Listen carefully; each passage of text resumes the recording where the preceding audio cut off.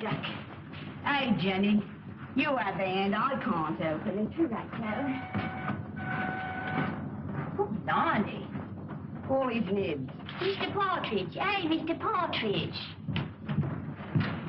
Now what's the trouble? Can't open the blinking door.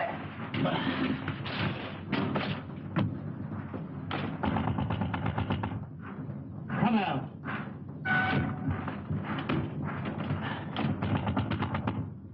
You hear me? This is Victoria Station.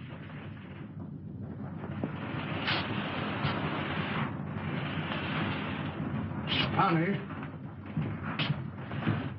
Some drunk sleeping at all. Some just traveling first class. My word.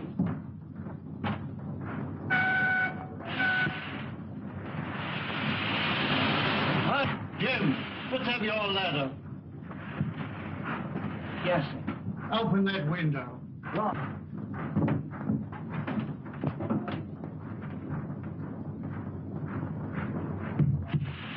I can't budge it, Mr. Partridge. Budge is the word. You'll have to smash it then. What? Oh! Mr. Partridge, there's... Oh, there's one.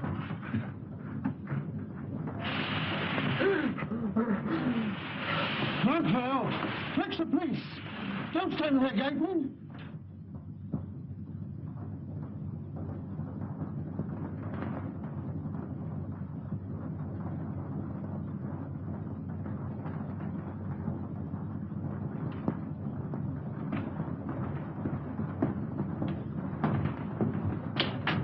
This must be the place. Yes. You'll have to wait here. I'm not going to let you go in a place like this alone. You must really. I'll be all right.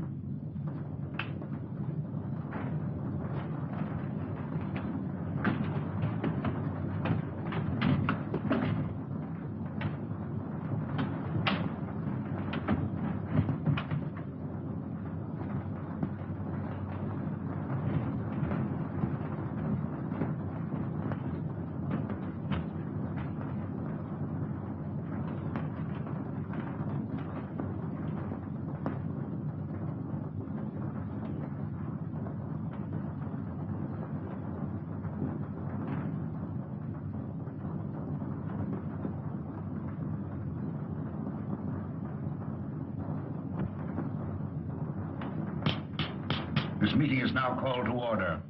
The unfortunate death in a train of one of our members, Mr. James Murphy, who departed this life by his own act while of unsound mind, has necessitated this meeting. That's what you say, Mr. Mayhew. But how do you know? A verdict of death by suicide was returned tonight. This is the second occasion that we have been brought together by the mishaps to our members. The first being the passing away by natural causes of the late Colonel Forrester, whose charming daughter so gracefully honors us with her presence here tonight. It is agreed in the pact drawn up and formally attested to by its founders that should the Grim Reaper overtake one or more, the interests of the deceased in the society will be divided equally among the surviving members. It is also provided for in the pact that Miss Forrester becomes a participating member. Consequently, the interests of the late James Murphy will be divided equally among the seven of us. I move that my fee for the necessary legal representation, funeral expenses, and a modest urn for the ashes be defrayed by our organization. I understand from the widow that he expressed a preference for cremation. I second that. All those in favor will please signify by raising their hands. Mr. Wilson. Mr. Baker. Mr. Deering.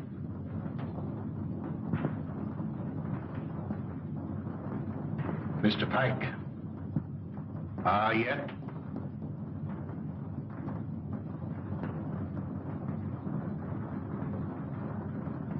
Good. Has any provision been made for the widow? None. I presume that we could stretch a point in her favor.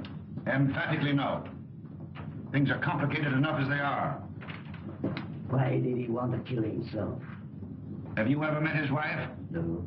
No? Well, I have. A pest if there ever was one. He can attribute his death solely to the general deficiencies of one Annabelle Mary Murphy.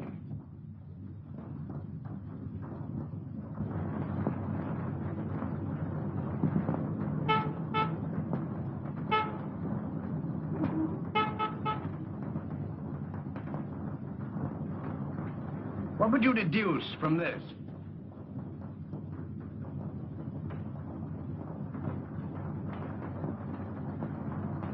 Obviously, an attempt to convey secret information. Could you decipher it? I could not, nor could you.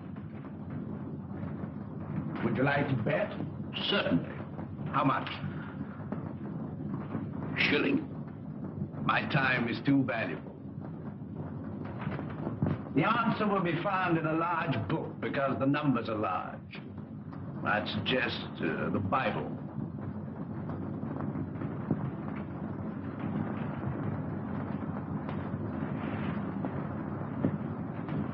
A client, Watson.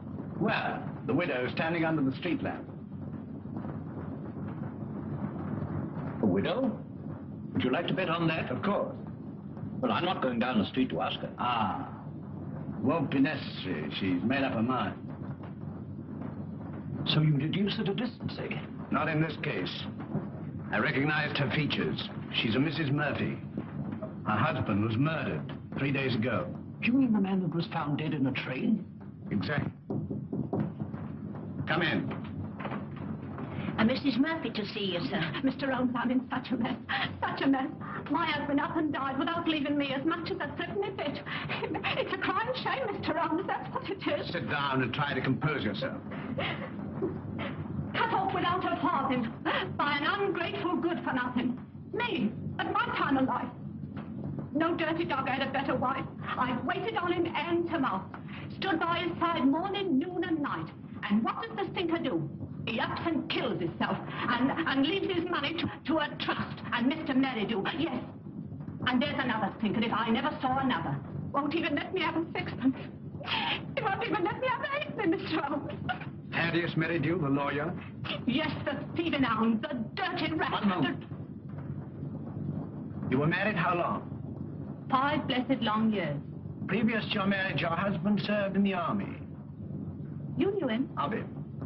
He got his discharge in China. Yes, that's right. Then you married. Yes, and I gave up everything, Mr. Holmes. You asked the proprietor of the Black Sow. He'll tell you. It was me that made that pub what it was. And your husband had money? Barrels of it. And when he wanted more, he used to come up to London and get it. It was that took him to London when he killed himself. How do you know? Well, Jim comes into my room. I was in bed with a piece of cucumber rind round the head, trying to cure an headache. He had a letter in his hand. See here, pig, he said. That was his pet name for me when he was drunk. I'm going up to London. Did you read the contents of the letter? Oh, it wasn't no letter. It was just a piece of doggerel.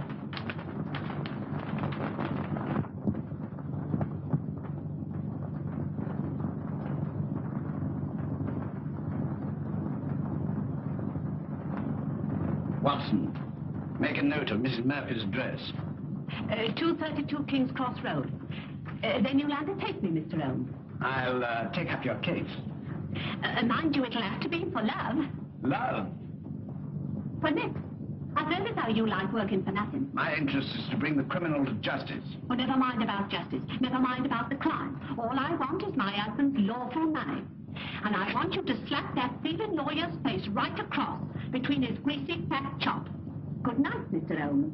I'll be seeing you, and thank you kindly. Good night, Mrs. Murphy.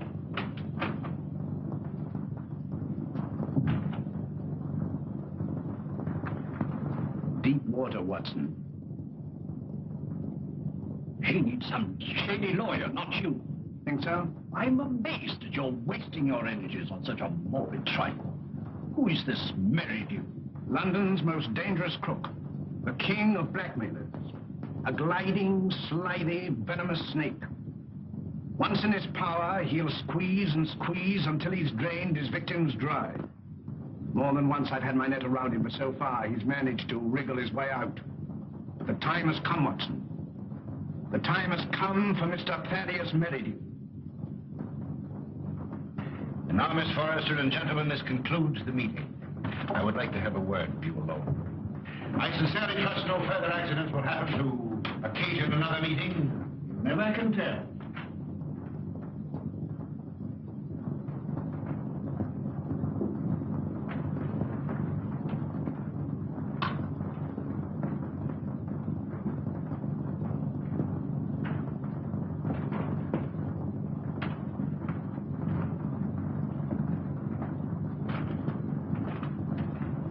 Are you going my way? Which way do you go?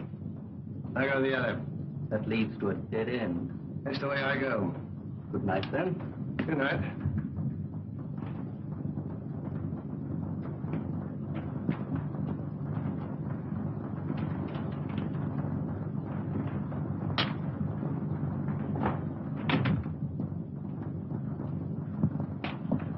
You must never mention anything that transpired at this meeting tonight, or even that this meeting was held. I saw a young man standing on the corner as I came in. Yes, my fiancé.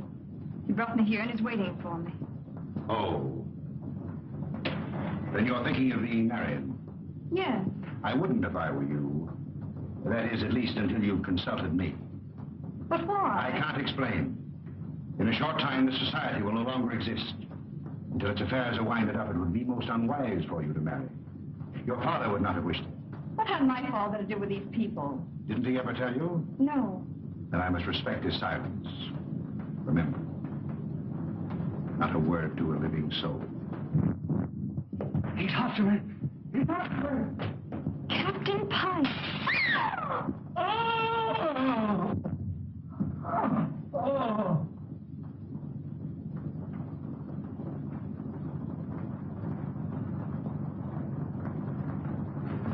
Dead. Shot through the heart.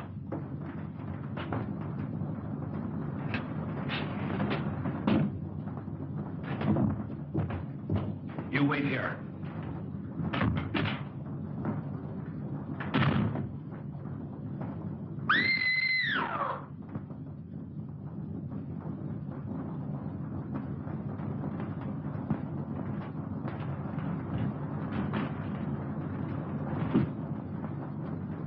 What is it? What's happened? Are you hurt? Someone. Look.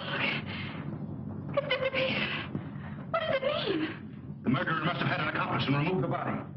We must call the police. No, the police will be here soon enough. We mustn't become involved. But it's murder. As you respect your father's memory, you must preserve a strict silence.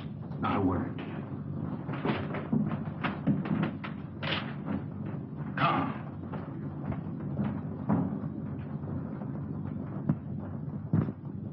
The body was pulled out of the Thames at 5 a.m. in the Limehouse district. The autopsy shows that death was caused by a bullet through the heart.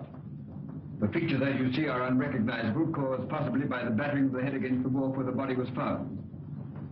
The widow identified the body by means of that ring. Ah. A very rare and very beautiful ring, Lestrade. There isn't the slightest doubt the deceased is Captain Pyke. The clothes were identified, initials on the collar and on the shirt. Further identifications are contained in these letters that were found in the clothing.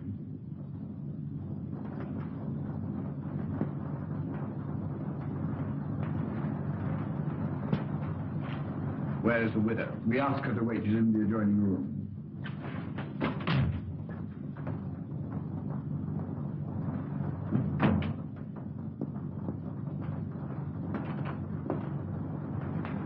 Mrs. Pyke? Yes. You are? My name is Sherlock Holmes. When did you last see your husband alive? We dined together last night at the Savoy Grill. He left me shortly after 9 o'clock. I never saw him again. You're staying? At the Savoy. You've been in London how long? About a week. And you live where? At the Grange Sugarness. When your husband left you, did he inform you where he was going? No, but I fancied it was on a matter of business. He was a man very precise in his habits. When midnight came, and there was no sign of him, I became rather alarmed. Midnight should be a late hour for him. Very. As the time went on, I became more and more worried. At last I informed the police. An hour ago, I received a message to come here.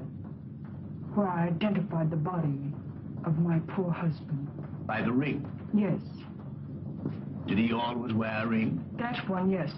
I gave it to him when we were married. That would be... About 6 years ago in China. It is an heirloom belonging to my family and has been handed down through generations. I see. Permit me to express my sympathy for your great loss. Thank you. Is that all? By the way, should it become necessary, shall I communicate with you at the Grange or the Savoy? Through my lawyer. His name? Mr. Thaddeus Merridew. Good morning, Mr. Holmes.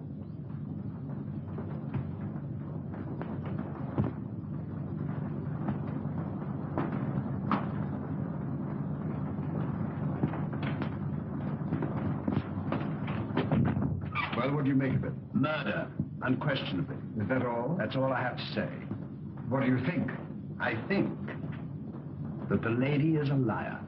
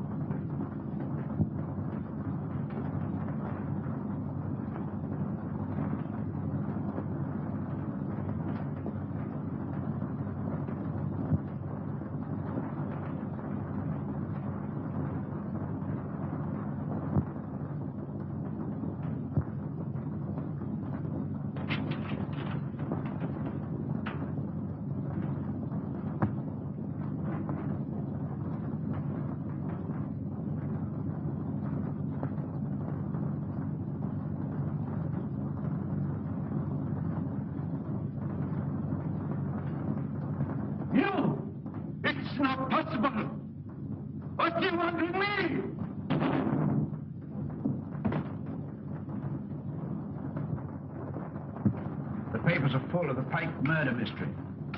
Seemed to me particularly senseless and futile. There was no motive. No motive.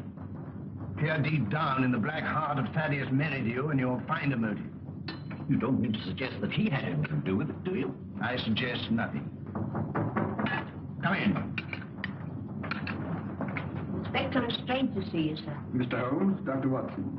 What's the matter? You look worried. Worried? I'm up to my neck. Again? Before I can begin to finish one case, I'm plunged into another. That's the penalty of being smart. You came to see me professionally. Well, unofficially. I see. Heads you win, tails I lose. There's been a bad business during the night. An old gentleman. You'll find it a bit of a puzzler. You mean you found it a bit of a puzzler? We've left everything in status quo, hoping you'll favor us with an opinion. Dead? Murder? Suicide. Come, Watson. Game is afoot.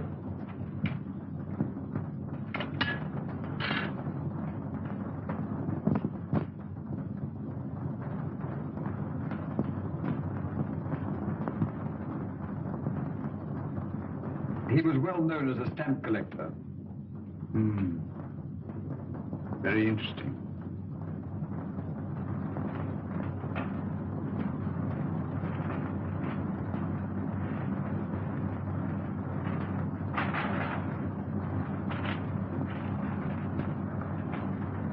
What is it, Holmes?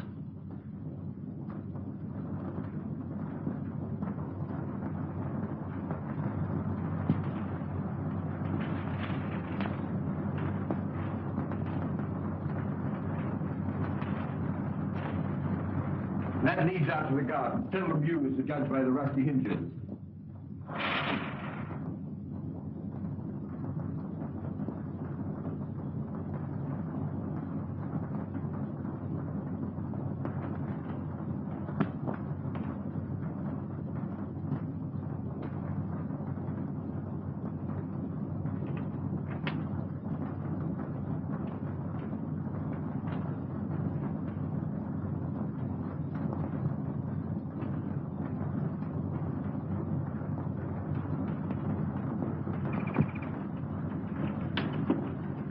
Good morning, Beth.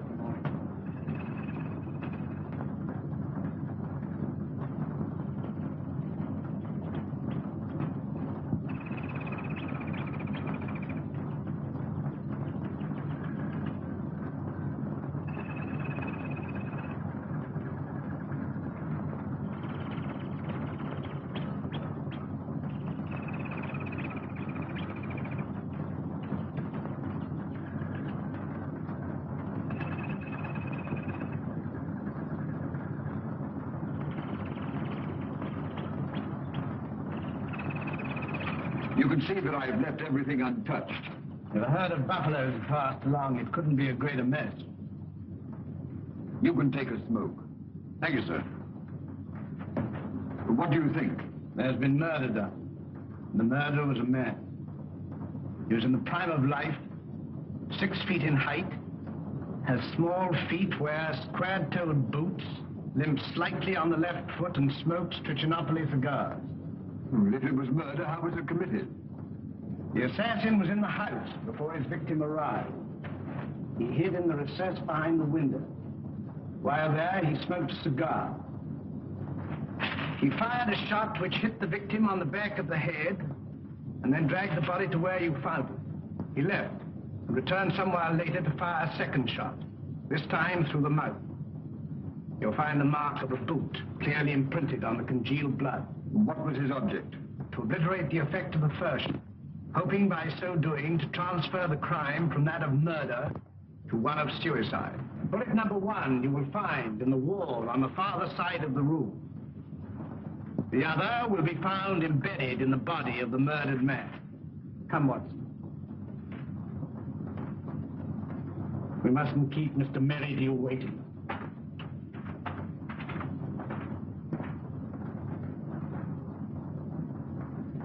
Mr. Holmes is still waiting, sir. How long has it been now? Fully 2 hours, sir. That's as it should be.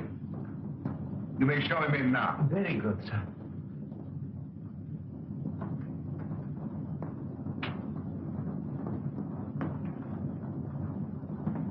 Mr. Holmes, this is indeed a pleasure. I'm sorry to have kept you waiting, but I had to digest my lunch. This is my friend and partner, Dr. Watson. How do you do? That's a poor gentleman? Thank you, no.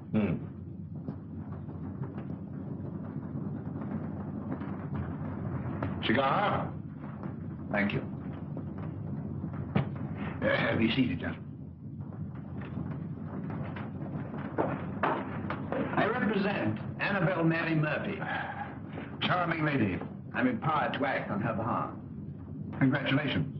As you are doubtless aware, her husband came to a premature and sudden end. Dear, dear. My client is under an impression that certain monies belonging to the deceased are being unlawfully withheld from her. By whom? By you. And you believe this delightful lady? I'm paid to find out. An angry woman is hard to pacify. So I thought that an amicable discussion with you would put me in possession of certain facts with which I could prove to my client the absurdity of her claim. I see.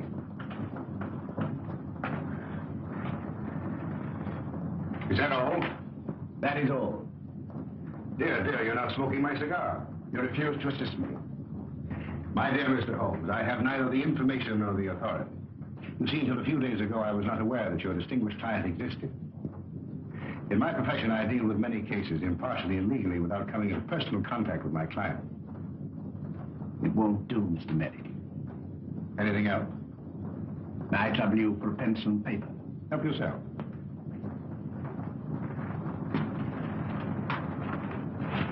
Mr. Busybody Holmes.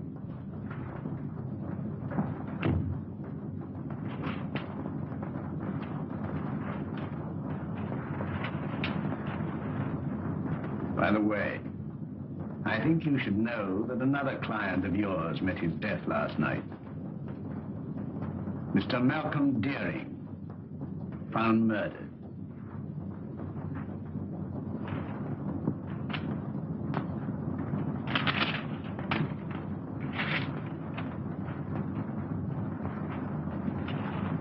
Good day, Mr. Merridew.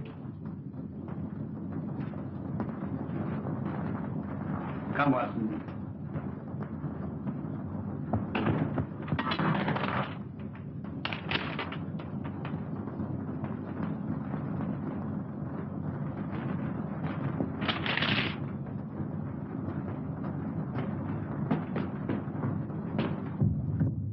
Cold-blooded monster.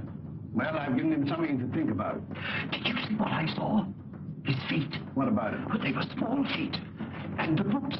Well, well? Was square-toed. Square-toed. Really? Yes. And did you remark the brand of cigar? Cigar? Trichinopoly.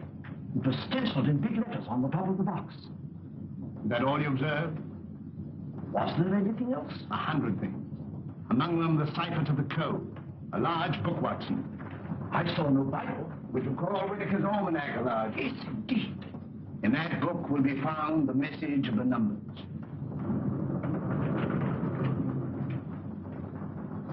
Mr. Holmes. Mrs. Pyke.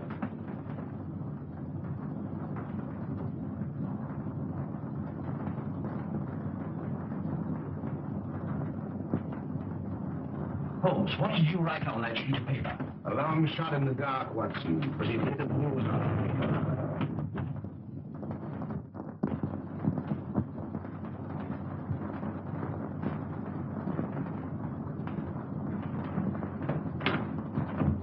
Miss Forrester lives here, I believe. Tell her that Mr. Merridew wishes to see her. Mr. Thaddeus Merridew. And hurry. Mr. Merridew calling to see you. Miss Forrester. You're looking charming as ever. I see you received my flowers. Thank you. I sent them to soften the unexpectedness of my visit. You come about the murder of Captain Pyke? No. Have the police been pestering you? No. I was fortunate enough to keep your name out of it. Have you seen today's papers? Shocking. Shocking. Poor old gentleman. This is a very wicked world we're living in, Miss Forrester. This will necessitate another meeting. That's why I came myself to tell you. Safer. Too many eavesdroppers. Busybodies concerning themselves with other people's business. The same time, the same place, tomorrow night. Oh, please don't ask me to go to that dreadful place again. Well, unfortunately, in this case, I'm a servant, carrying out instructions. You've nothing to worry about. Not a thing. Not a thing in the world. Oh, this is my, Mr. Sanford, Mr. Merridew. Remember. I seem to see you every place.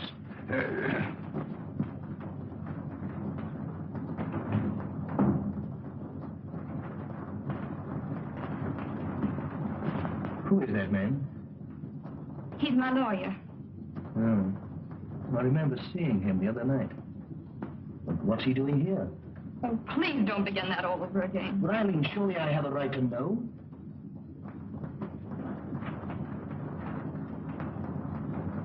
Oh, John, I'm so miserable. It's something that concerns Father. Just before he died, he sent for me. I remember his words. On my death, you'll find yourself well provided for. You'll be rich. Remember this name. He repeated it twice. Merridew. Should he communicate with you, follow his instructions, for through him will come this inheritance. And the meeting 3 days ago? Began the fulfillment of Father's word.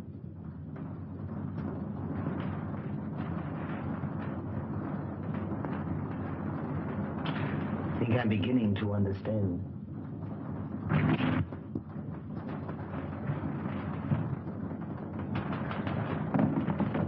I thought I saw...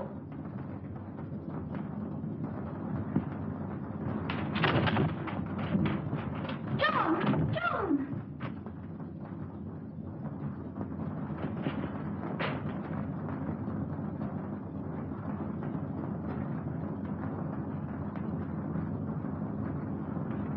He was a black-bearded man, ill-dressed. Looked like a tramp. How tall? Ooh, quite tall. Could you keep Miss Forrester under observation without her knowing it? I don't understand. Is Eileen in danger? In great danger. You were wise in coming to see me.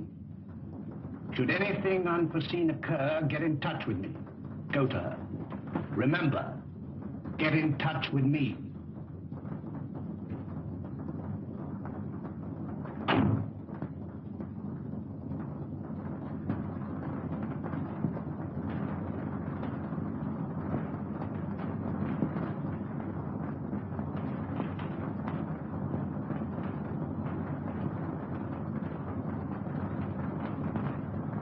We are getting on, Watson. I'm glad to see you in a more cheerful mood. We've done remarkably well. I'm pleased. I admit I could do with a little explanation. I, too, feel a little curious. I considered the claims of Whitaker's almanac. As I suspected, the large number represented the page, the second, the small number, the column, and the other figures the message. You'll find it decoded on the table.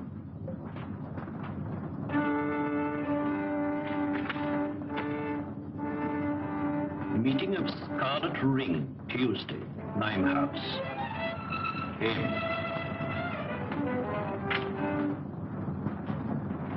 M. Duke? Possibly. Tomorrow will appear in the personal column of the Daily Telegraph a second message, a request for information. Your message? My message. And the next step? The need of fresh air will take me in the country tomorrow. In the meantime, relaxation, music. I hope I won't bore you. Not if you make it soft.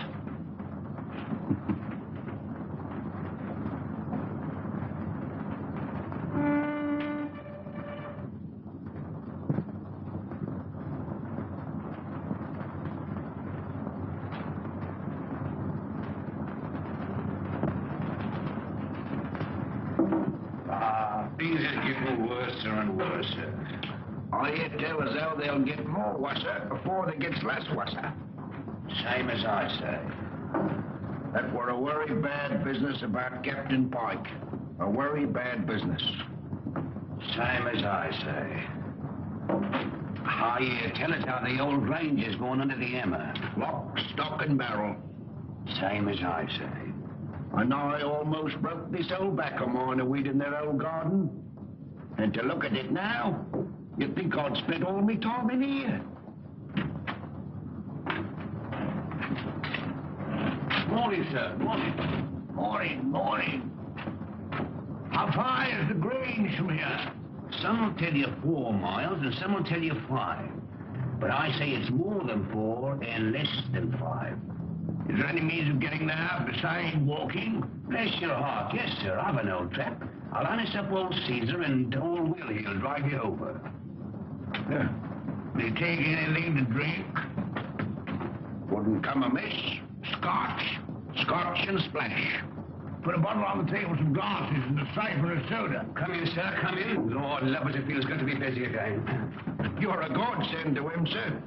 He hasn't had a paying customer for a long time. Check on the ship, sir. Before you can see Jack Robinson. Help yourself. Thank you, sir. Just a little drop, sir. Say when. When? Well, here's your very good health, sir.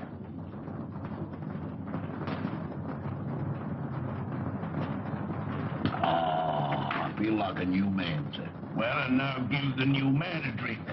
Righto, sir.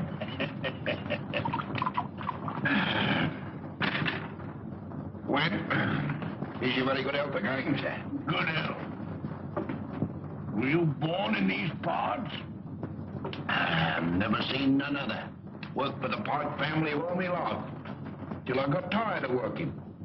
Got this old backache from weeding their plaguey old garden. Then you would remember the late captain. And his father, and the old gentleman of Foley's father. See that dent? That belongs to Captain Pyke. A mark caused possibly by the imprint of a stone. And right you are, sir. Many a good-looking young master Robin got for chucking stones at me, sir. Sounds as though the young man was somewhat wild. Wild? He was a holy terror. Ready and waiting, sir? I've harnessed up old Cedar, and he's ready to go. You must tell me some more on the way over. Better bring the bottle. Righto, sir. Scotch is sure good for the back. Steady, Caesar, steady. He's hard to handle when he's raring to go, sir. You were saying? You can't make English gentry out of the heathen Chinese now-how. Not in these parts. Very difficult, I imagine. When the captain was alive, did he stay here often? Until last Tuesday, we ain't seen nothing on him till close nigh on to 2 years. Shall we have one, sir? You take 2. Right, that's it. Ah. feels better already, sir. Magic. There's the Grange now, sir. Looks any servants there now? Well, not what you might call real servants, sir. There's Daft Dolly, and well you might have to be to keep that place. I kept it for 30 years. Stop a moment. Whoa, Caesar.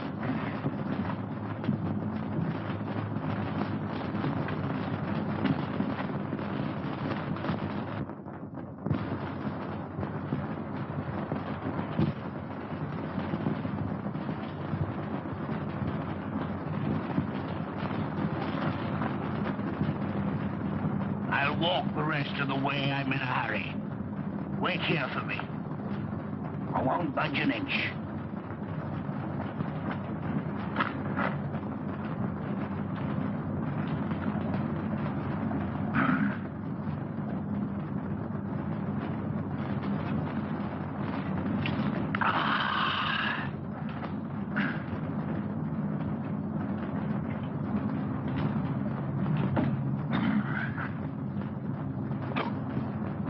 I beg your pardon.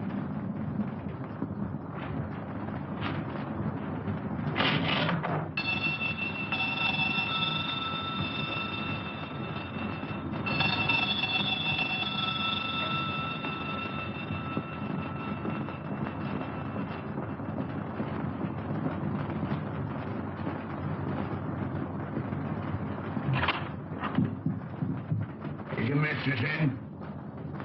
No, sir. Where is she?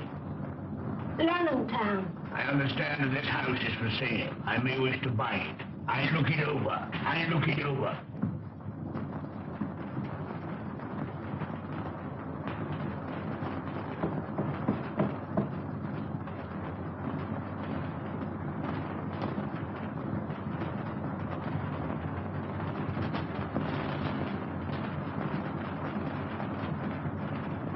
That's mistress.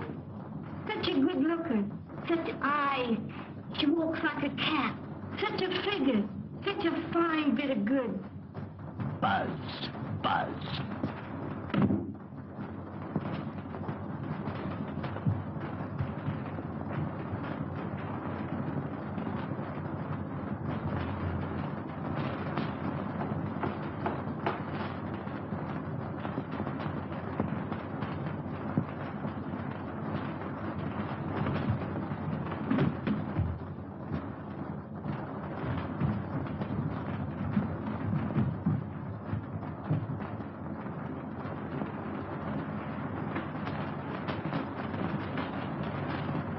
Mistress sleeps here.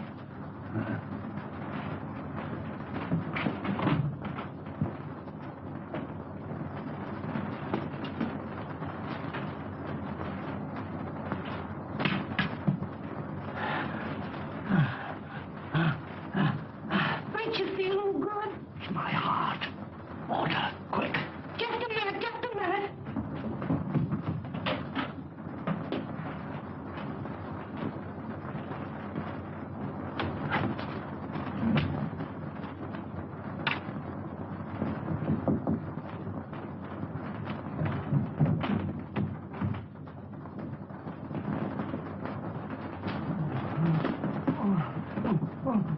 Drink this.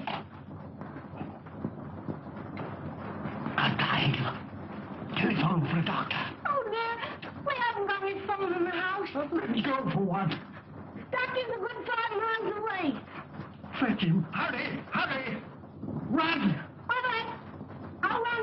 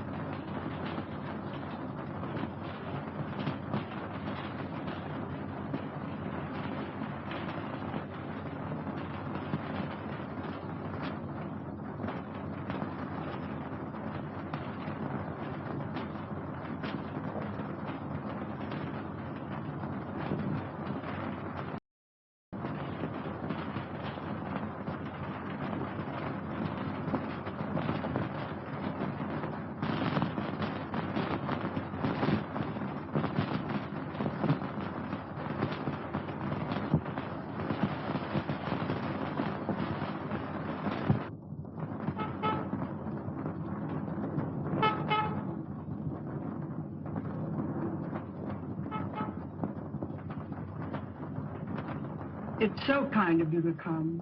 Knowing my late husband as intimately as you did, I felt I could turn to no better person to help me through this trying time. Well, you know, anything I can do. You are very nervous today. Well, I can't help it. Look at my hands. You know, I'm trembling all over. There. That'll stop the rattling at any rate. My late husband always spoke of you in the warmest terms. And you know the high regard in which I've always held you. Oh, have you? Can you doubt it? You are the only one who knows my husband's affairs. Everything has been left in the most terrible disorder. My house in the country will be sold. I wonder if you could spare the time. Yes? You could be my guest over the weekend.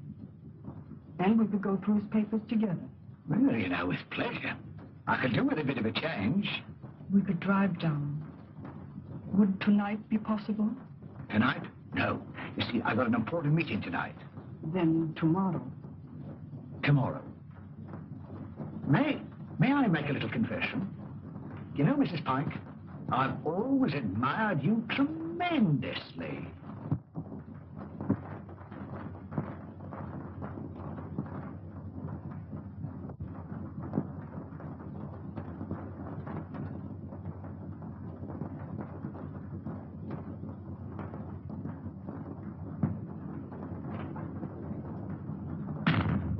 Baker. Oh, it's you, is it? Who do you think it was? Where are the others? I'm the first one here. There's a rat among us. Yes, and he's facing me, seated on a chair. Aye. Someone has given away the code. Anyone supplying information concerning the Scarlet Ring will be rewarded. Apply Sherlock Holmes, 221A Baker Street. It's one of us, that's certain. We can leave the girl out of it. Can't be that dumb Chinaman. There remains you, myself, and Meridew. Well, it's not me. On my oath. Or me, I swear it. Then it's... I thought that snake was double-crossing me. But it's getting on my nerves. It's like living a nightmare. First Murphy, then Pyke, then Deering. Who'll be next?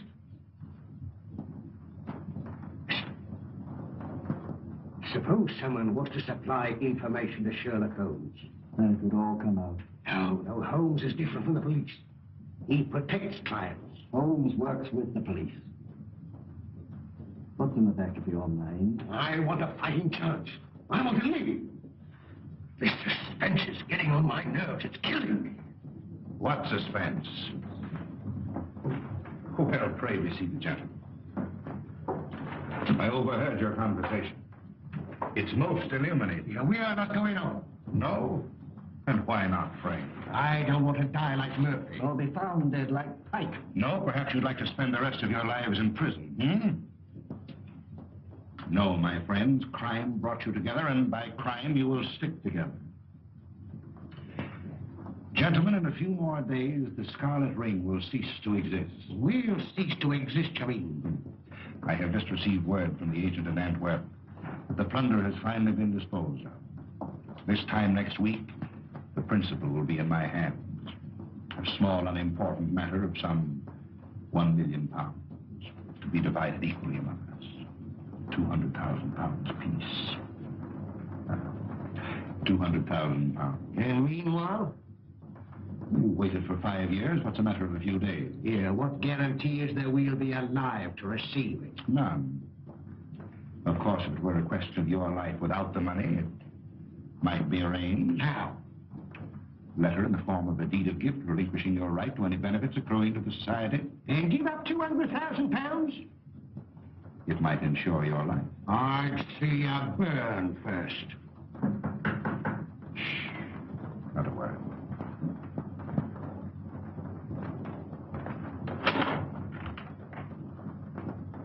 Well, Miss Forrester, this is a pleasure. Come in.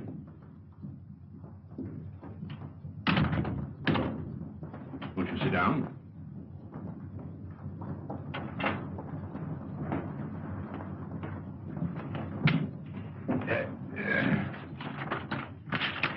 And now to business. Miss Forrester and gentlemen, again I have the pleasure of presiding at this meeting.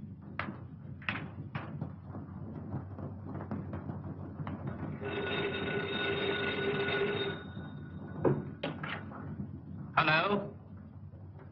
One moment. Mr. Stanford. Yes? Where?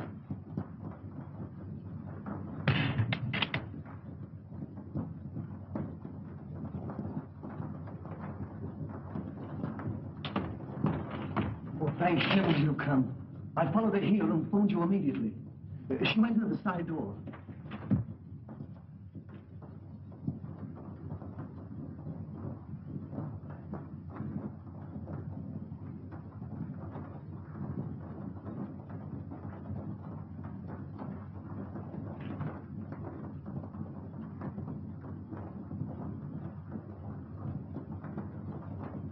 There were 4 others. A lawyer, 2 white men, strangers, and a Chinaman.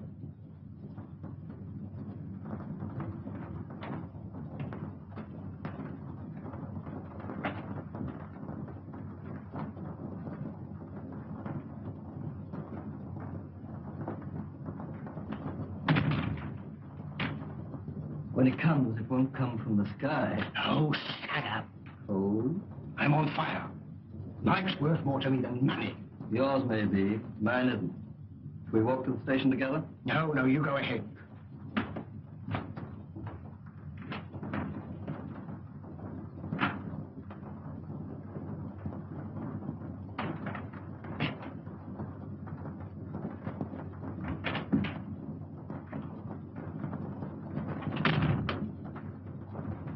She's inside. They've left her inside.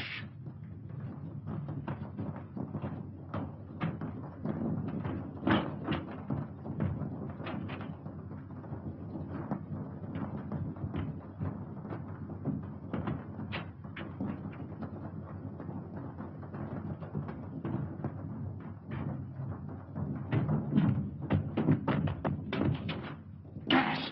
Quick, the door! Hiding. Go. Get in the fresh air!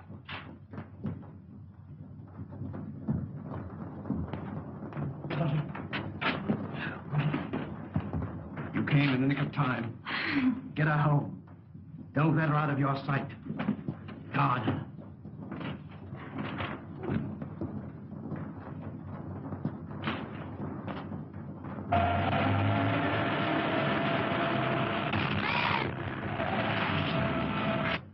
I'm missing him. Save me! Save me! Speaking as a medical man, it is extremely dangerous to run at your age and with your wit. Could I have a glass of water, please? Sit down. Oh, no. Oh. Thank you. I must apologize for bursting in like this, Mr. Holmes. I'm Dr. Watson. I don't know when Mr. Holmes will be back. Please wait. Thank you.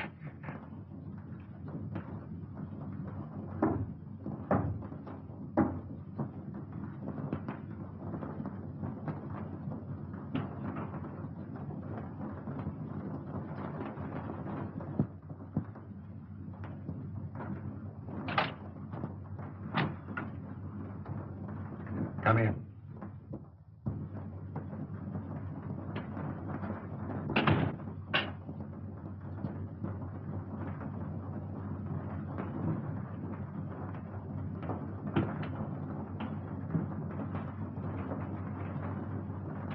Sit down.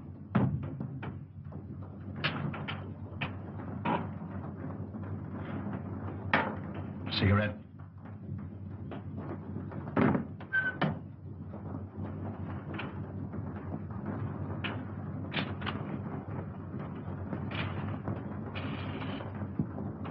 Any luck? Too bad. I have here the securities. Easily negotiable for £1 million. The Chinaman now yet is devoted to his mistress. Doubtless a generous present will satisfy him. On account of Holmes, I cannot impress upon you too sufficiently the necessity for speed. Everything must be finished tomorrow night in the Grange. I will make all the arrangements.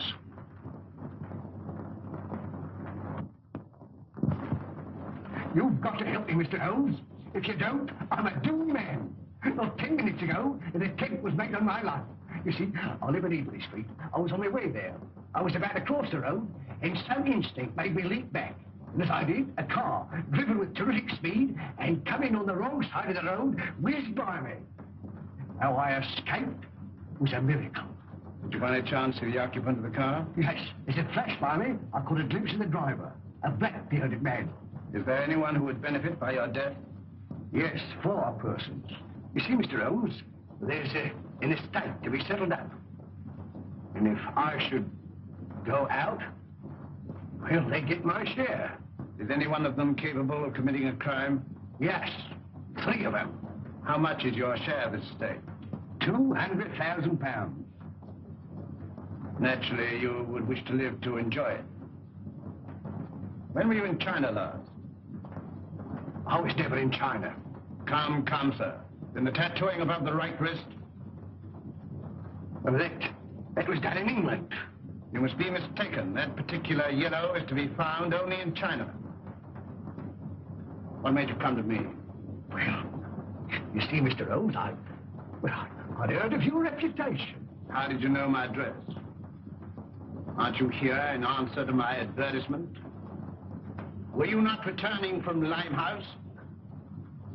Are you not a member of the Scarlet Ring? Is it not a fact that 3 of your members have met with very sudden ends and you're terrified lest their fate befall you? Why, you must be the devil himself. Answer me.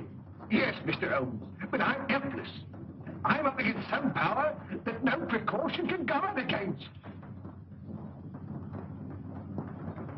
Go straight home and lock yourself in your house. But it's very old and easily broken into. You a cellar. Bomb-proof. Hide there. On second thought, we'll see you to Evelyn Street. Take a revolver, Watson. Mr. Holmes, do you think there's any hope? Obey my instructions implicitly, and I can promise you almost a chance. Tomorrow, leave town. You see, Mr. Holmes, I had intended that. You see, I know a little place in the country that is secluded, miles away from any place. It belongs to the widow of an acquaintance of mine. The lady is an Oriental, an Asiatic. As a matter of fact, she's Chinese. Mrs. Pyke. When you arrive at the Grange near Shoeburn Nest, you'll probably be given the room next to the ladies. You'll find a door connecting the 2 rooms. Keep it locked. Arrive there neither before nor later than 9 o'clock. On your arrival, pretend a headache. Pretend one? Oh, Mr. Holmes. Go straight to your room. If you value your life, you'll open the door.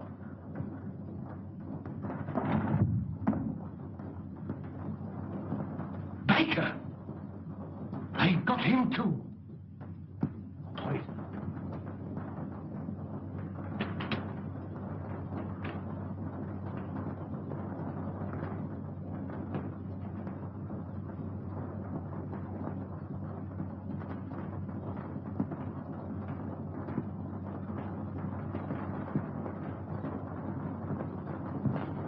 Why, dear, says he, for me. And that's the last I seed of him. A regular queerin', free with his money, same as I say.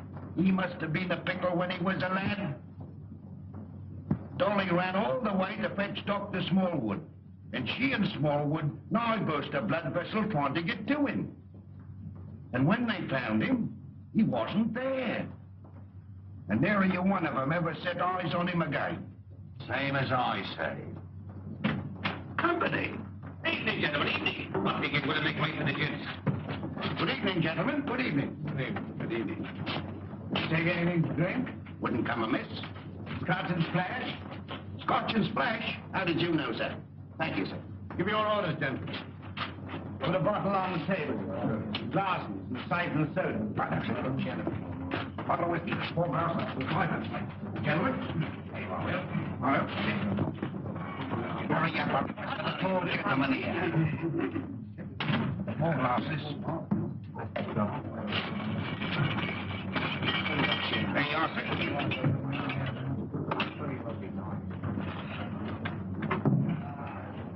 What brings you gentlemen round these here parts? This friend of mine belongs to the medical profession. A patient of his has escaped, an old gentleman of very dangerous character. That's the reason for all these wardens. An old gentleman? Wearing a cape? Stoops a bit? Big in the belly? You've seen him? Have I seen him? Yes, sir. And Dolly at the Grange seen him. And Dr. Smallwood ought to seen him, but he never set eyes on him. As sure as I'm standing here, sir. He sat right there. It was the day before yesterday. Doctor, we're on the right scent. Say when. When?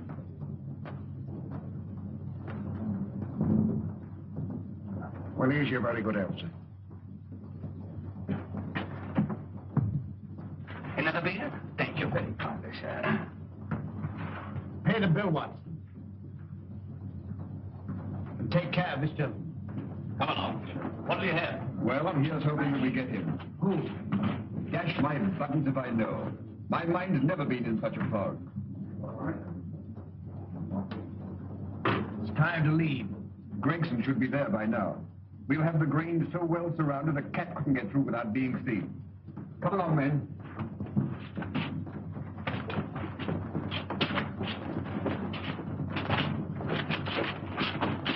Mr. Holmes, something terrible has happened. Miss Forrester has disappeared. Disappeared? But I told you to guard her. But I couldn't understand your telegram. Telegram? What telegram? Instructing me to meet you at Dover. Are you mad? I don't know. I'm almost insane with worry. Go on.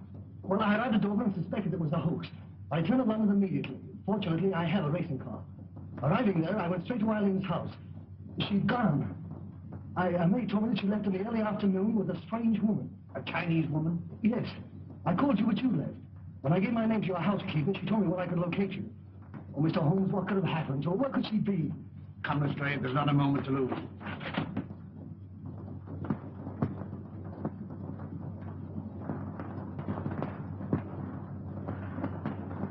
Mr. Holmes is late. Are you sure you're not mistaken? I had written instructions to bring you here. You saw them. Perhaps the fog. I certainly be here. If not tonight, then tomorrow morning. Who's that? Strange. I seldom heard.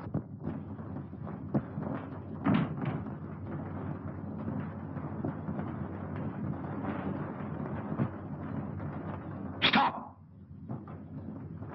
You open that door, and I'll choke the life out of you. Mr. Wilson, have you lost your reason? Tell her if he opens that door, he'll never live to open another. Confident.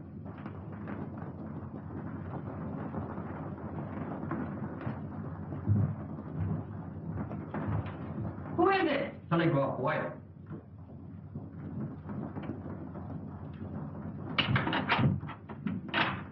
Telegram for Miss Forrester. I'll give it to her.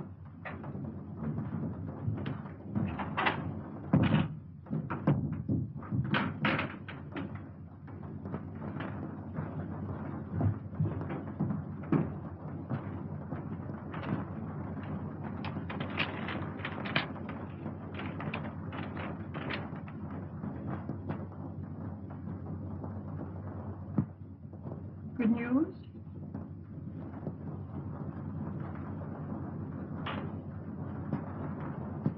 Excuse me. Hey, what is it? What is it? What does it mean? Here, I'm going to bed. Miss Forrester, when you go to your room, lock your door. Shh. And keep it locked. What's the matter? I'm rather chilly. Who's that? It's me, sir. Did you deliver the telegram? Yes, sir. To Miss Forrester herself? I give it to one lady to give to the other, sir. Thank you. Good night. Good night, sir. You let me go to her. Wait. I'll never do it again. What? Stand about all night without a flask. Look, Holmes, over there. Drop your gun. Well, Inspector? I checked up on all points. No one could have slipped through. Good night, my dear. My bedroom is just across the corridor. If you should want me for anything, don't hesitate to call me. Thank you.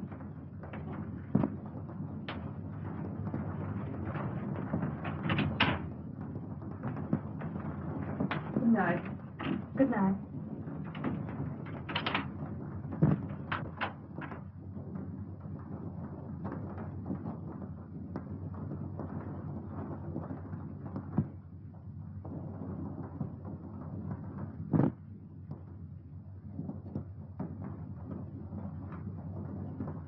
Mr. Wilson, are you in bed? Yes, yes. Sorry. Good night. Good night.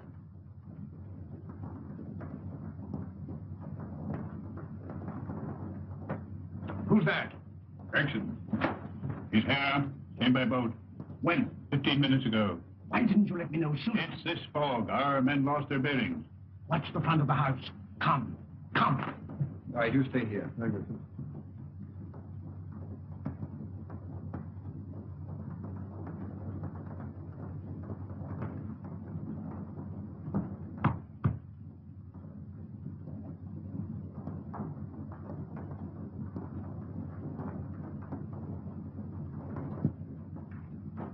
I thought you would never come. This cursed fog. Where's the girl? At the end of the corridor. Good. Wilson, He's locked his door. get him out. Offering any inducement.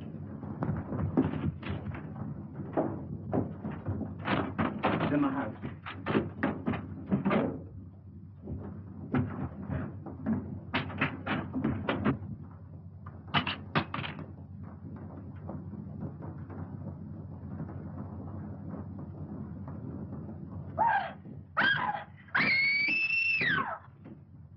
It's Eileen. That's Eileen. Mr. Wilson! Quick! Miss Foster! Something terrible has happened!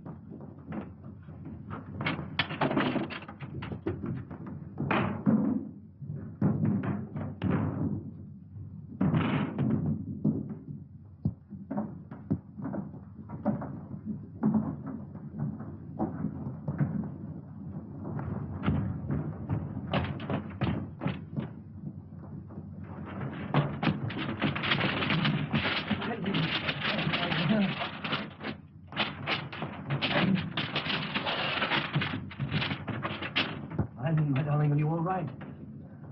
Help! Murder! Help! Break it down. Help! Help! Holmes! Holmes! Holmes! Are you all right? Quite all right. Thank you, Watson. Take them downstairs.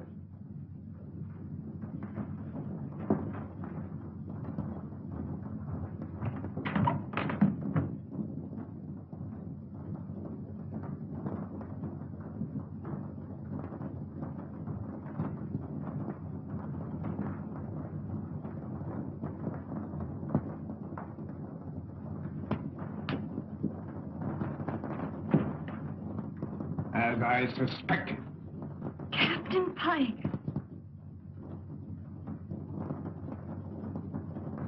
You are charged with the murders of James Murphy, Malcolm Deering, and William Baker. And this woman? As an accomplice. Take him away.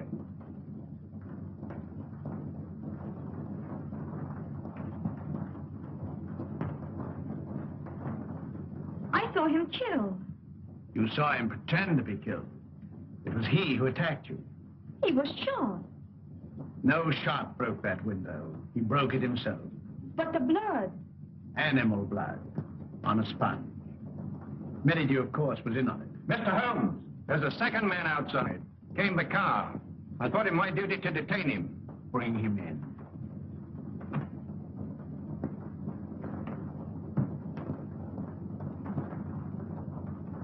Well, well, well, Mr. Holmes. This is indeed a surprise. What are you doing here? Well, surely a man has a right to visit his own house. I own the mortgage on this place. I've invited some friends down for the weekend to discuss some business. Won't do, Merridew. Arrest him. Well, this is rather a high-handed procedure. What are the charges, Holmes? The gravest possible. That of being accessory to the murders of James Murphy, Malcolm Deering, and William Baker. With the attempted murder of Jabez Wilson and Miss Eileen Forrester. Rather a tall indictment. I think you'd better have the bracelets. May I help you? I've more than enough in. Then who can tell? I say, who can tell?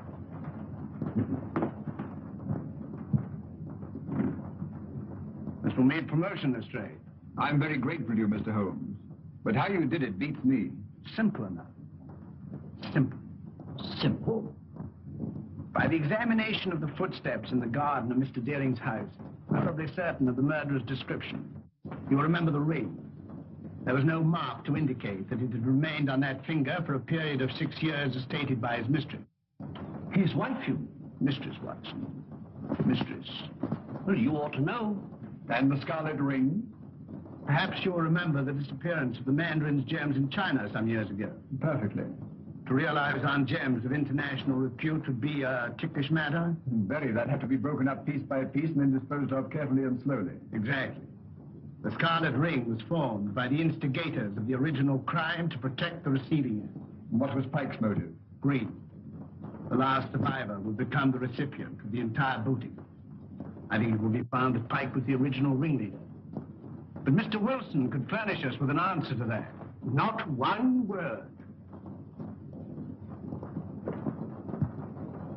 We shall never forget you, Mr. Holmes. Rather not, sir. You must invite me to the wedding. Perhaps you'll give me away. I appreciate the compliment, but I never give a lady away, except I'm professional. Come, Doctor. They'll send you when they need you.